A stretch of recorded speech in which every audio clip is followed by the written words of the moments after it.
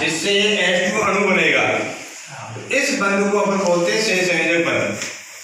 अब इसको कैसे पता पड़ेगा कि ये किस प्रकार से बना, तो इलेक्ट्रॉन्स की साझेदारी। अब आपको पता होना चाहिए कि हाइड्रोजन का परमाणु क्रमांक कितना होता है? एक। हाइड्रोजन का परमाणु क्रमांक होता है एक।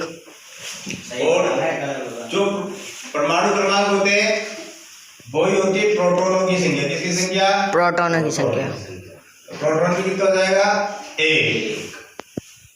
और उतने ही कितने क्या होते हैं इसके पास? इलेक्ट्रॉन। इलेक्ट्रॉन भी कितने हो गए बेटा? एक। अब आपको पता है कि प्रोटॉन पर प्लस चार्ज होता है और इलेक्ट्रॉन पर माइनस होता है। तो जितने प्रोटॉन होते हैं इलेक्ट्रॉन तो प्लस और माइनस मिलने से ये न्यूट्रल होता है, अर्थात उदासीन होता है परमाणु। अब इसके पास एक इलेक्ट्रॉन है और इसके जो समकक्ष जो नोबल गैस है या उत्कृष्ट गैस जिसे बोलते हैं अपन, वो कौन सी? हीलियम। और हीलियम के पास कितने इलेक्ट्रॉन है? 2। तो कोई भी एटम क्या करता है, जो ये वाली जो लास्ट वाली सीरीज है ना 18 वाली, helium, neon, argon, krypton, xenon, इस वाली सीरीज के बराबर अपने समकक्ष क्या करना चाहता है? इलेक्ट्रॉन कंप्लीट करना चाहता है। तो इसके पास एक है और इसके पास कितने? 2। तो ये भी कितना करना चाहेगा? 2 इलेक्ट्रॉन इसको चाहिए। अब ये क्या करेगा? तो अपने तो अपने होते हैं, तो किसके पास जाएगा? अपने भाई के पास जाएगा। किसके पास जाएगा? ये कहेगा कि भैया मुझे एक इलेक्ट्रॉन की जरूरत है, जिससे मैं क्या होता हूँ अपने समकक्ष परमाणु के बराबर इलेक्ट्रॉन रख लूं।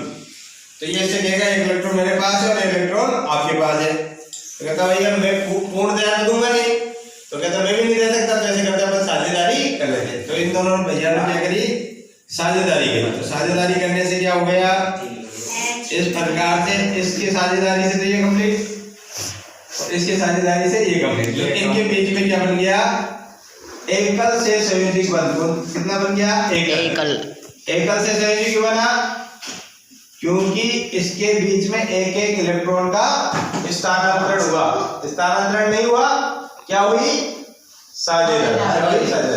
तो अपन को इस उदाहरण से मुझे समझ में आ गया कि इलेक्ट्रॉन साझेदारी करके, साझा कर शेयरिंग कर जो बंध बनाते हैं उसे सहसंयोजक बंध कहते हैं। ओके।